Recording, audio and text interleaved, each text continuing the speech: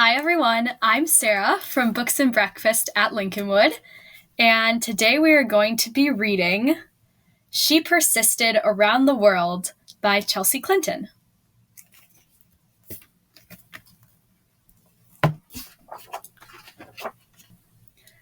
It's not always easy being a girl anywhere in the world. It's especially challenging in some places. There are countries where it's hard for girls to go to school, and where women need their husband's permission to get a passport or even to leave the house. And all over the world, girls are more likely to be told to be quiet, to sit down, to have smaller dreams. Don't listen to these voices. These 13 women from across the world didn't. They persisted. At the time Sor Juana Inés de la Cruz was growing up in Mexico, most girls did not go to school. After reading and studying on her own, Juana Inés asked her family if she could disguise herself as a boy so she could go to university. They said no. She persisted, finding tutors who didn't mind teaching a girl, and then becoming a nun in part so that she could focus on her studies and her writing. Sor Juana Inés's poems and plays are still celebrated today, and her Respuesta a Sor Filotea de la Cruz was the first published argument for a woman's right to education in the Americas.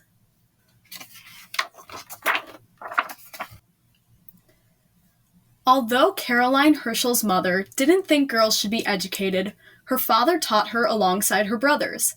But after typhus left Caroline permanently stunted at just over 4 feet tall, both parents thought her only future was to be a servant. She persisted, leaving her native Germany to live in England with her brother William, who supported her efforts to further educate herself, including in math and astronomy. Together they studied the night sky, and on her own, Caroline became the first woman to discover a comet. Today, several of the comets she found bear her name. However long we live, life is short, so I work. When Kate Shepherd began traveling throughout New Zealand, saying that women deserve voting rights, many men believed that women should avoid meddling in masculine concerns. When Kate first tried to get Parliament to give women the right to vote, they didn't listen, even though she brought many petitions that thousands of women had signed. Still, she persisted, and in 1893, New Zealand became the first country to grant all women, including Indigenous Maori women, the right to vote. We are tired of having a sphere doled out to us and being told that anything outside that sphere is unwomanly. We must be ourselves at all risks.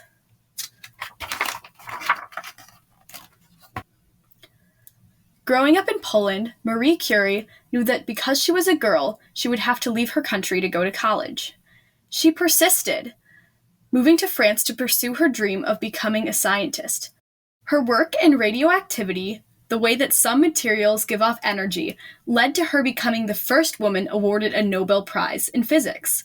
A few years later, she discovered 2 new elements, one of which she named polonium after her home country. For that work, she won her second Nobel Prize in chemistry. She was the first person in the world, man or woman, to receive 2 Nobel Prizes. Nothing in life is to be feared. It is only to be understood.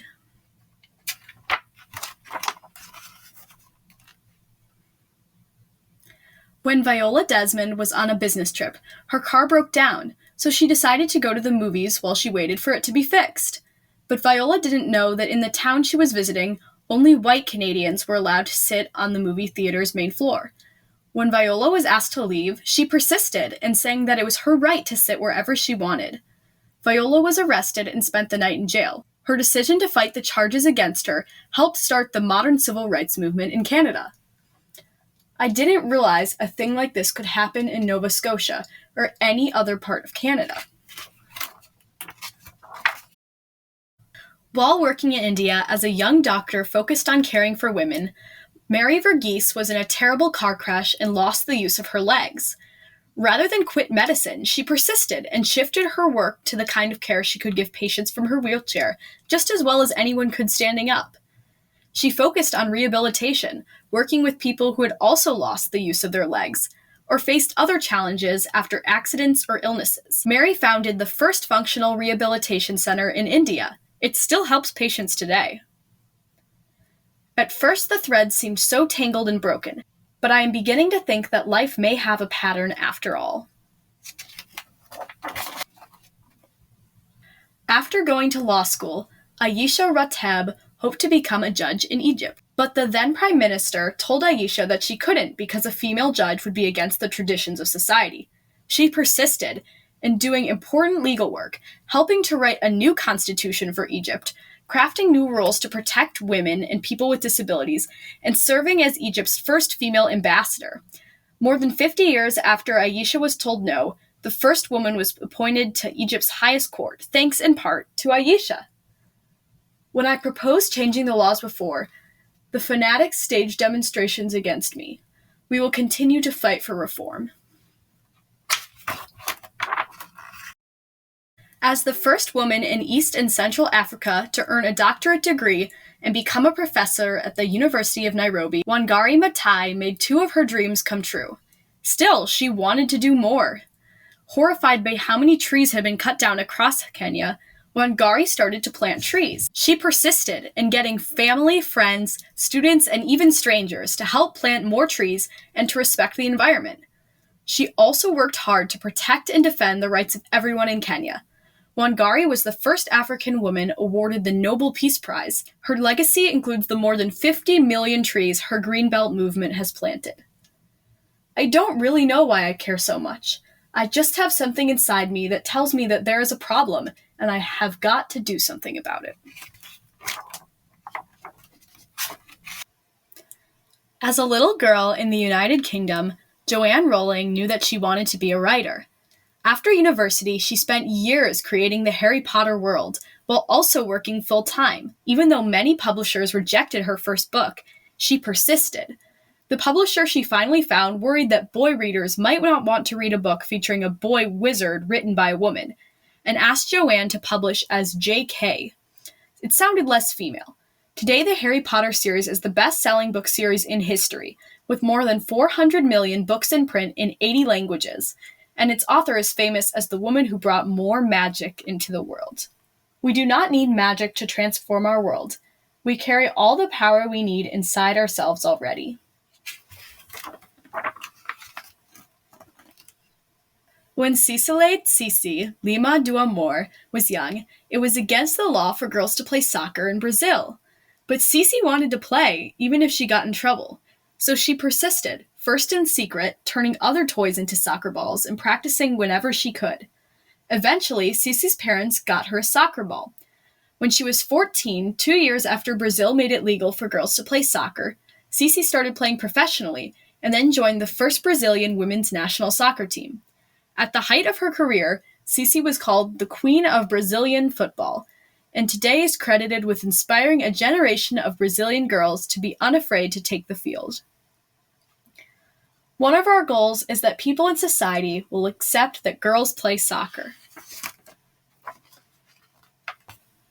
Civil war erupted in Liberia when Lema Bowie had just finished high school. Living through the war inspired Lema to become a trauma counselor to help other children affected by conflict. When civil war broke out again years later, Lema knew she didn't want to simply live through it this time or help the victims afterward. She wanted to help end it. She persisted, bringing together thousands of Liberian Christian and Muslim women to peacefully protest the violence. Their efforts helped end the war and led to safe, free elections, in which Liberia elected its first woman president. For her work, Lema was awarded a Nobel Peace Prize. The more I did, the more I could do. The more I wanted to do, the more I saw needed to be done.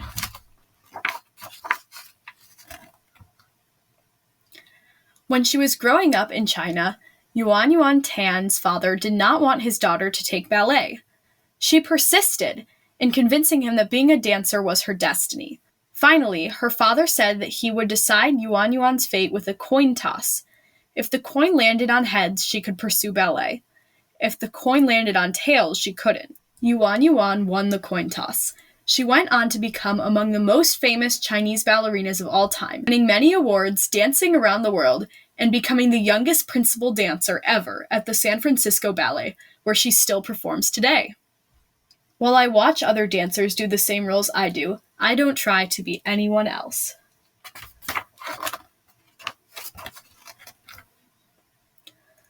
When Malala Yousafzai was 11, she began writing about how much she wanted to get an education, even though some people in her native Pakistan thought girls shouldn't go to school. Malala was threatened many times, but she persisted in writing about her dreams for herself and girls everywhere. When Malala was 15, a man boarded her school bus and shot her, targeting her because of her courage in standing up for girls' right to go to school. Even after she was hurt, Malala didn't give up. She is the youngest ever Nobel Peace Prize winner and still works hard in the hope that one day every child will be able to go to school, all while she herself is still in school. One child, one teacher, one book, and one pen can change the world.